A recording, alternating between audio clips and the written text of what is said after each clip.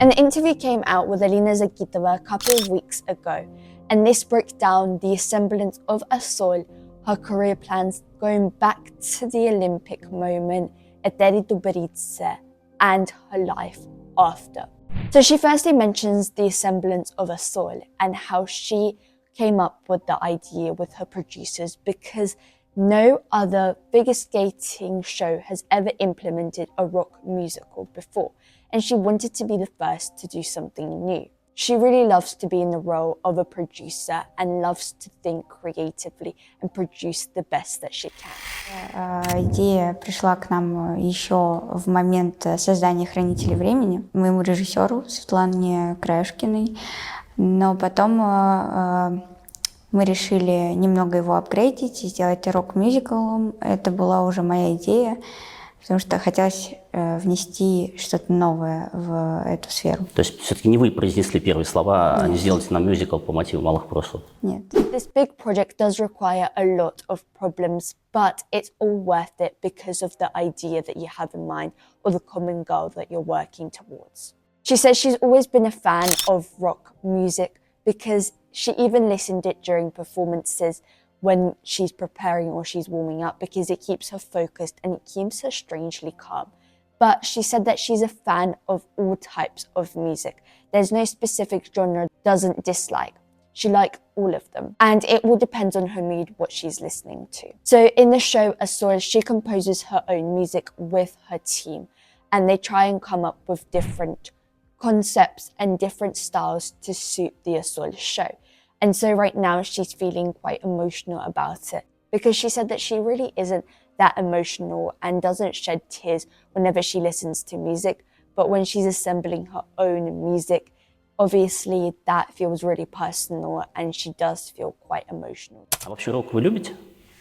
Да, когда я выступала и, в принципе, перед важными мероприятиями, где мне нужно быть собранной, я слушаю рок, он помогает мне сфокусироваться на себе. Наверное, это момент создания музыки для Assol. Когда ты создаешь сам, это немного другие ощущения, которые мне очень нравятся.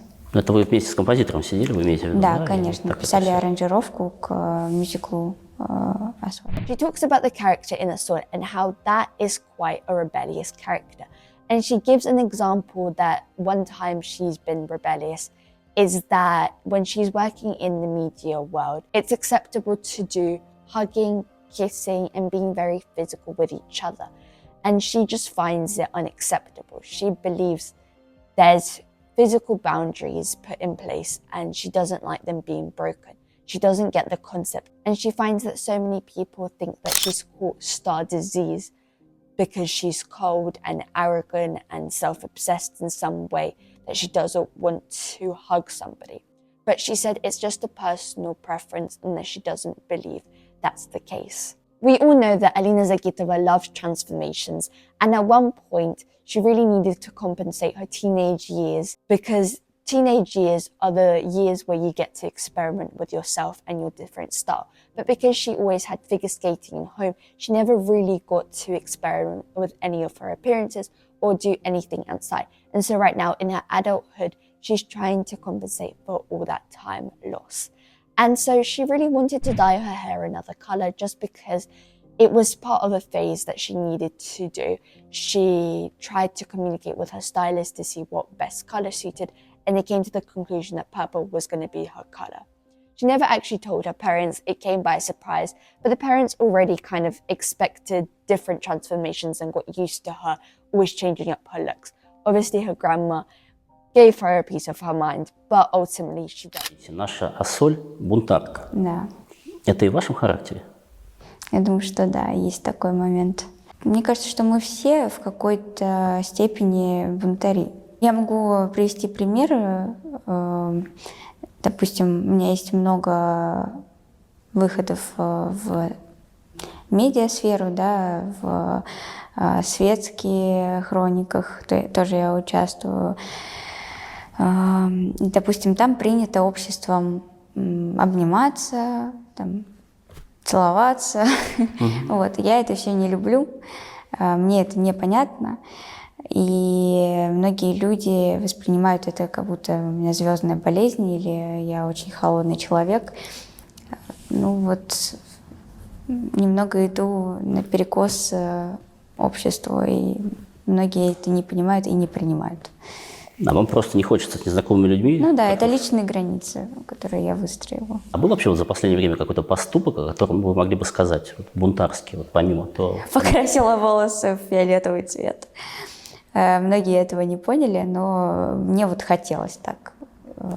Я видел. Это было необычно, но мне понравилось на самом деле. А сколько вы в нем находились? Ну, где-то, может, меньше месяца. Но на данный этап моей жизни мне это было необходимо. Я как шучу, а может и нет, в подростковом возрасте все было выстроено именно на спортивные достижения, да, и у меня не было ничего, кроме катка и вот дома. Поэтому на какие-то преображения у меня просто не было времени. И вот сейчас я компенсирую все это. At the minute, Alina is really busy with the role of a producer. She's putting all her time and energy, and she doesn't have time to be watching the World Championships. Even though the interviewer did ask her, did she keep up with the World Championships? Is it because the Russians are not allowed to go into the competitions that you're not watching? But she just said, honestly, I'm really busy with my life and my personal goals that I don't have time to be watching any of the World Championships. But she said if maybe the Russians did compete, maybe she would be supporting them, but not to the extent that she was maybe a few years ago. Alina Zagitova always had a dream that she would win the Olympics. And right before her short program, she had a dream that she would win this free skate. And this dream kept reoccurring and reoccurring. She was tying her shoelaces, and the shoelace never ended tying, and she always thought she was going to be late to her performances. And so that was also a nightmare that haunted her. And so she vividly remembered that memory and that dream, and every night it would go on and go on during that Olympic season. And after winning the Olympics, she also had that dream come on a couple of years. And it only took her maybe a year ago for her dreams to not be thinking about the Olympics. The interviewer did ask if she watches her own programs, where Alina replies, yes, of course, I've been watching my Olympic programs all the time. Whenever she's at her parents' house, they like to click it on and watch her again because the amount of emotions they experience, it's not only Alina's victory, it's also their own victory, and they feel very proud of their daughter. During the end of the season, usually in May, the athletes are given a holiday, 2-3 weeks. For the first week, you get to really enjoy being off ice, not thinking about figure skating. The second week, you want to get back because you know that it's going to be really hard to start again and learn how to skate, go back to the routine. It's difficult, especially if you've got new skates that you've got to learn and adapt. And she said it's just really difficult and it's really hard. So that's why so many athletes don't want to take too long breaks because they don't want to forget how to skate. Возвращается Олимпиада? Перестала. Тогда были какие-то кошмары о том, что я завязываю коньки, значит, у меня они почему-то не завязываются, они какие-то бесконечные вот эти шнурки, а я уже опаздываю на свое выступление. Этот сон мне даже несколько раз снился. Но после короткой программы, именно в личном зачете на Олимпийских играх, мне снилось, что я выигрываю произвольную программу. Мне прям в деталях снился этот сон. А вот свою произвольную программу пересматривали хоть раз? Олимпийскую, имею в виду? Конечно, и не раз. И по сей день, когда приезжаю к родителям, они любят включать программу и короткую, и произвольную. Я говорю, да все, уже хватит, уже не надо. Для них это, конечно, тоже был большой праздник, поэтому прекрасно понимаю, почему. Ну да, то есть у нас каждый сезон проходит, и вот в мае в основном все спортсмены отдыхают. Первую неделю, конечно, ты релаксируешь, ты полностью абстрагируешься от фигурного катания, а потом, конечно, уже хочется выйти на лед, потому что ты понимаешь, что будет сложно восстанавливаться, А если это вообще ты переходишь на новые коньки, это сложно раскатывать их, естественно, все ноги болят, и ты хочешь, чтобы поменьше таких сложных моментов было, поэтому делаешь себе поменьше отпуска для того, чтобы не забыть, как кататься. During the Olympics, she also were able to bet, and so many people were betting on Medvedeva to win the Olympics. If you guess correctly, you get money. Plushenko was the only one to vote for Alina Zagitova, in which he won $1,000. And that was all in the media presses, and Alina Zagitova saw that, and she was really happy. We all know about the documentary where things with Alina wasn't working out with the Team Tutberidze. She wasn't training hard enough. They wanted her to quit, and she needed to leave Team Tutberidze. But Alina Zagitova came to Ateri to apologize, gave her flowers and said, okay, we're going to be leaving now. Thank you for your time. And then Ateri was like, okay, fine, you can stay. We'll try again. But if that moment never happened, Alina would go back to her hometown and just study and not skate again.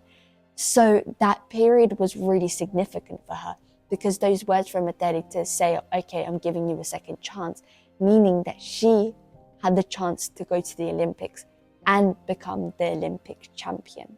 Alina Zagitova remembers her training vividly, being firstly running on a treadmill, then choreography, then ice, then stretching, and then more running, physical activities that you could pick from, doing core, abs, back. That constant routine, that cycle, doing that for 4 years is definitely rigid and very monotone. And she said she definitely doesn't regret it, but would she do it again? Probably not. And feels happy not to do it again. She says that everybody understood that the training would give them results. If it's not the Olympics, maybe it's the European champions or the world champions. But at any point, you will be seeing results with this amount of training. История, что в 13 лет у вас Team Tutberidze взяла свою группу, потом через несколько месяцев отчислила, посчитала, что вы не выкладываетесь, дальше вы немножко потренировались у Анны Царевой, и потом поняли, что все, надо возвращаться в Ижевск, поскольку здесь уже ничего не светит. И просто заехали попрощаться и вручить Tutberidze букет. Вот если бы не случилось этого визита с цветами, как вы думаете, как бы вообще сложилась ваша карьера? Приехала бы обратно в Ижевск, училась бы. Мы даже с мамой на эту тему разговаривали и посвятила свою жизнь учебе. Я, как сейчас помню, проходила целый день моих тренировок. Утром я обязательно бегала на дорожке. У нас была хореография. Потом у меня был лед. Потом у нас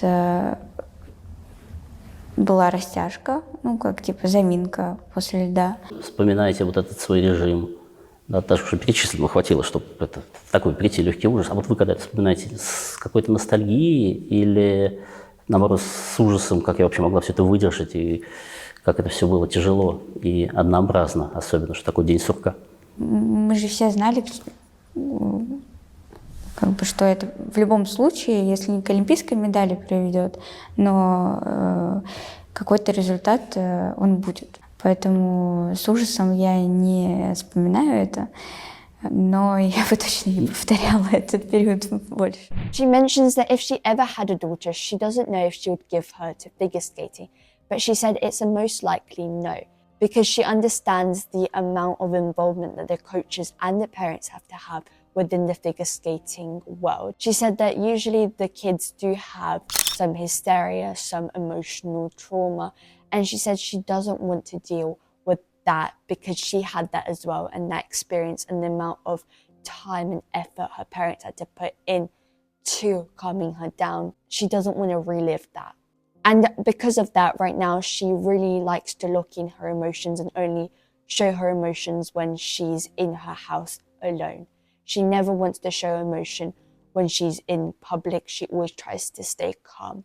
One thing that's really helping her with her emotion and staying calm is trying a new hobby. For example, she likes florists. She likes picking out flowers and doing different bouquets. Whenever she performs, she gets a lot of flowers, and those flowers need to be organized into lovely bouquets that she can then admire.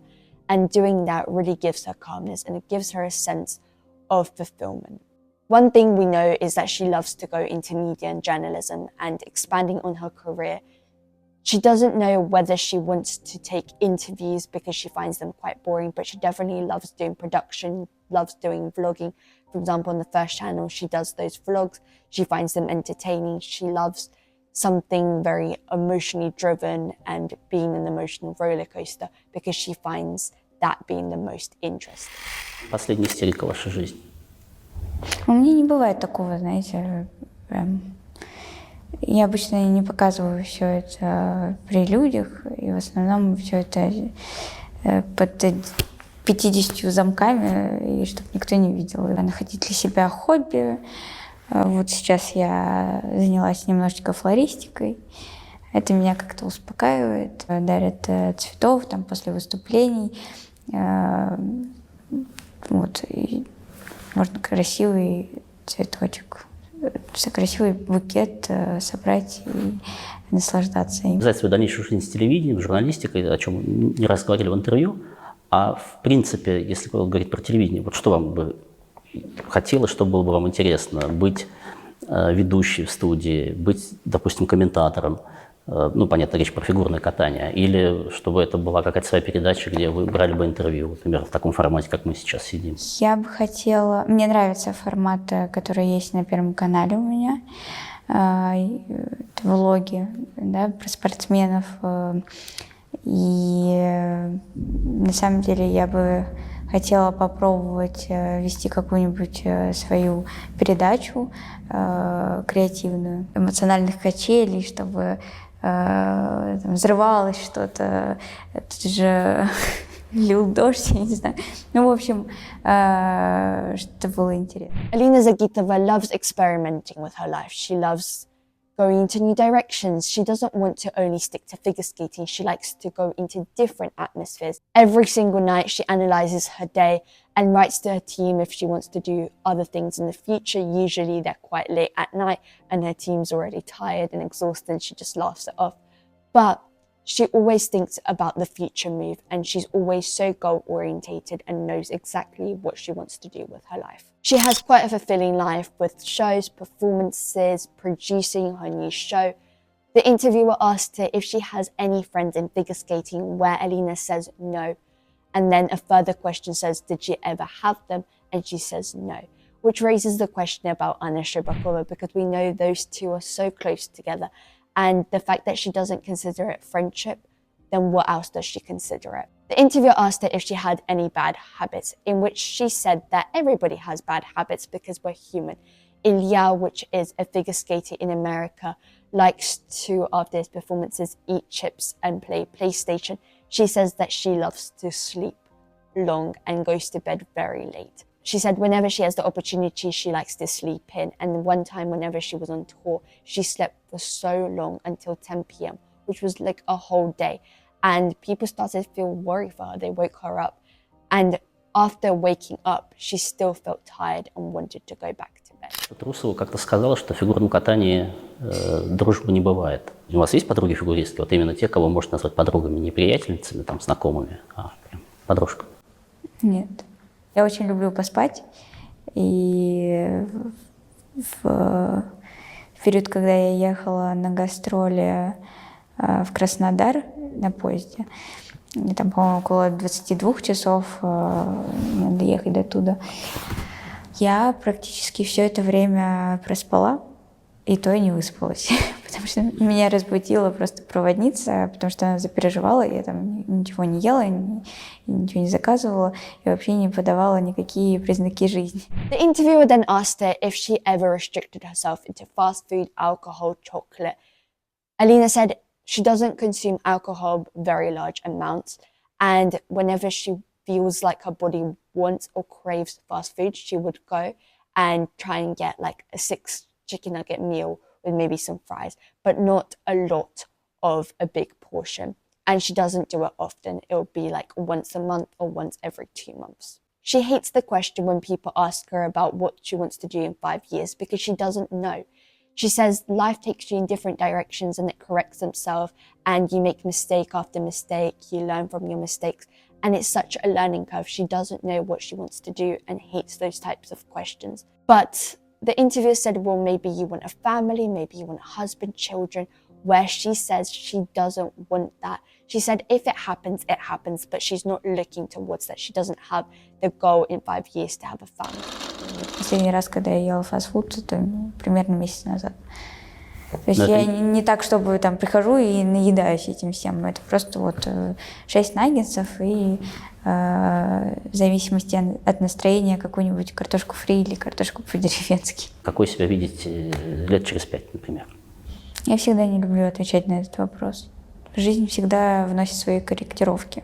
Поэтому я просто иду в том направлении, где мне нравится, пробую что-то новое, ошибаюсь, делаю работу над ошибками. Я к тому, что нет у вас такой цели, условно, лет через 5, чтобы у меня была семья, муж, дети. Такого нет. Ты не знаешь, когда ты встретишь своего человека. And to summarize this, Alina is very goal-oriented and is focused so much on her career at the minute. She wants to fulfill all her dreams and all her accomplishments and then think about family and beyond. But I really hope you guys enjoyed this interview breakdown. If you did, please give it a like, subscribe, comment down below, and I will see you in my next video. Mwah.